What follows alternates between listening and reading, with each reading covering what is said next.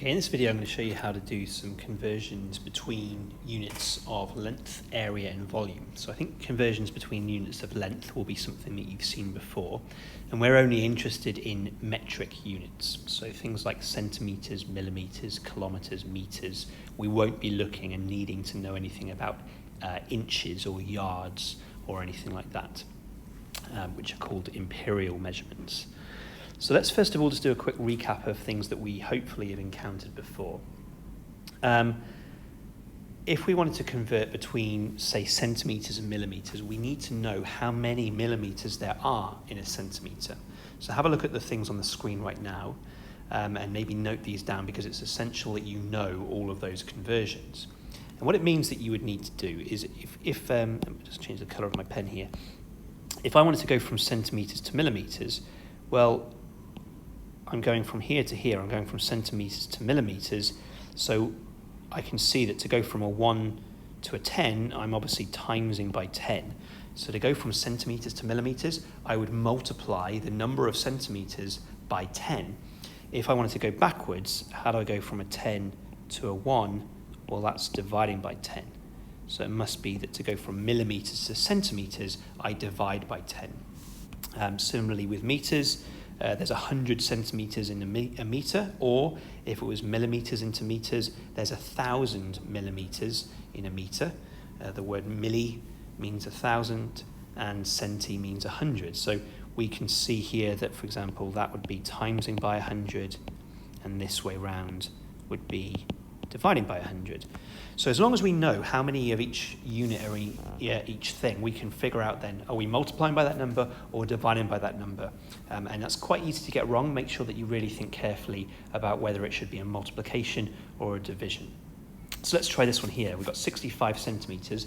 We want to turn that into metres. So we know that there are 100 centimetres in a metre. So let's have a look here. We'd be writing down that conversion, and we'd be thinking, hopefully, that to go from centimetres into metres, I'm going this way, so that's going to be dividing by 100. There's 100 centimetres in 1 metre, so I have to divide by 100 to go from centimetres to metres.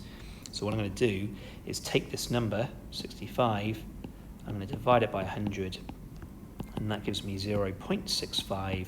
So 0.65 metres, 65 centimetres, they are exactly the same distance.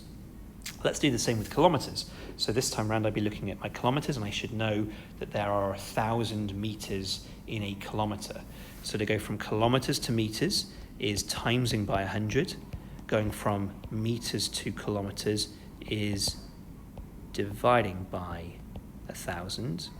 What am I doing? I'm going from kilometres into metres, so I'm going to be timesing by 1,000. So I'm going to take that 0.42, I'm going to times it by 1,000, and what does that give me?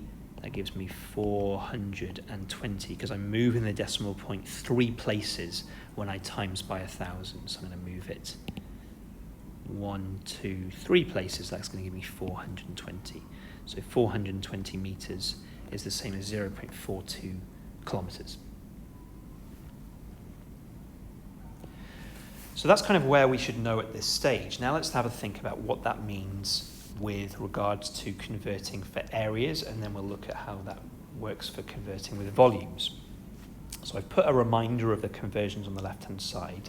Let's imagine that instead I wanted to convert from centimetres squared into millimetres squared. So obviously a centimetre squared is a square that measures 1 centimetre by 1 centimetre. And we say how many of those squares could we fit onto a shape. That's what we do when we're working out area. Well, what about if that was millimetres squared? Instead, that same square would measure 10 millimetres wide and 10 millimetres high. So what is the overall area of that square, that blue square in millimetres squared? It will be 10 times 10, that is 100 millimetres squared. So we've worked out just there that 1 centimetre squared is the same as 100 millimetres squared. But what can we notice here? We can notice that we already knew that 1 centimetre was 10 millimetres. what do?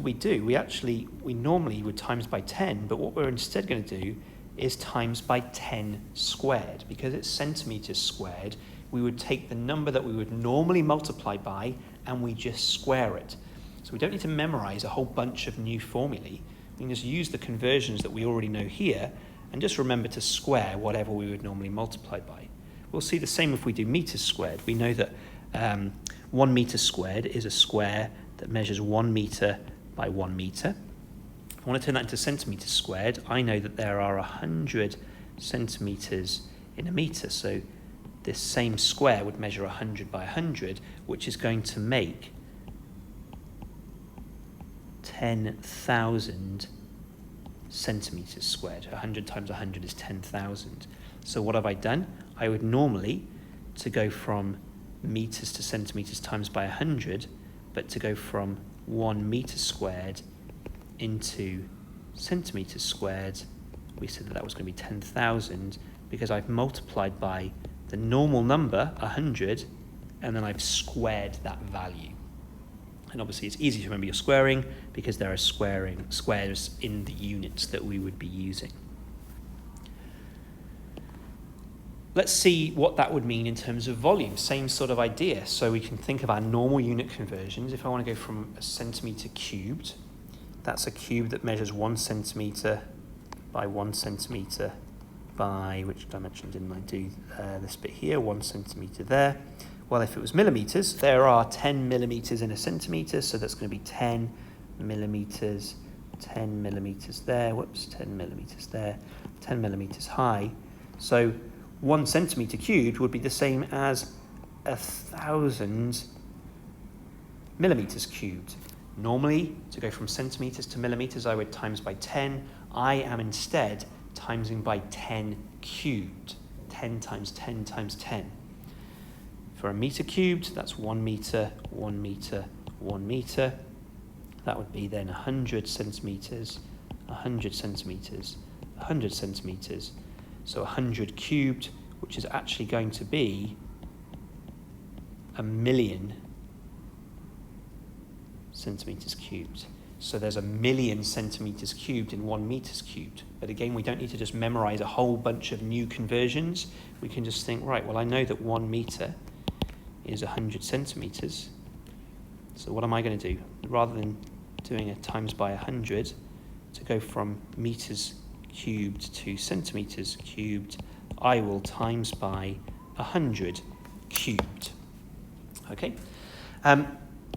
Let's have a go at practicing that for a couple of ones. This is just a screen before we move on that you might want to copy into your notes. So there's a reminder at the top of all of the key length conversions, and it says to convert areas you need to square the normal length conversion that hopefully you already know, and to convert volumes you need to cube the length conversion. There's some other conversions that might come up from time to time, so we need to be aware of what a hectare is. A hectare is a way of measuring area, and 1 hectare is 10,000 metres squared. We also might need to convert units of volume into litres or millilitres, which is what's commonly the way we measure. For example, if you buy a drink, it'll say on the side of the can or whatever how many millilitres of liquid are in that can. So 1 millilitre is exactly the same as 1 centimetre cubed. And given that there's 1,000 millilitres in a litre, that means that 1,000 centimetres cubed would make up 1 litre. Now, none of these conversions are going to be given to you in the exam, so that's why I'm suggesting you write these down into your book and make a note that you will need to have memorised any that you don't currently know. I'm just going to finish this video off by just actually doing a few practice questions. So I've taken a number, just 1, 2, 3, 4, 5, 6, so 123,456 centimetres. I want to convert that into metres. So what do I know? I know that there are 100 centimetres in 1 metre. So normally, to go from centimetres to metres, I would be dividing by 100. So I'm going to do that here. I want to go from centimetres to metres. That's not an area or a volume, so I can just do my normal divide by 100, and that's going to give me 1,234.56. Dividing by 100 means moving the decimal point 2 places. What am I then going to do? I'm going to do centimetres squared into metres squared. What do I need to do? I need to divide not by 100, but by 100 squared. I might want to think of that as being dividing by 10,000. I'm doubling the number of zeros. So there were 2 zeros, I'm now going to have 4 zeros. So dividing by 10,000, that means I'm moving the decimal point 4 places. So from here, move it 1, 2, 3, 4 places. That's going to be 12.3456 meters squared. What if I wanted to go from centimeters cubed to meters cubed? Normally I'd divide by 100. I'm going to divide by 100 cubed, which is the same as 1 million. 6 zeros on the end there. That means moving the decimal places 6 places. 1, 2, 3, 4, 5, 6. That's actually going to be 0.123456 meters cubed.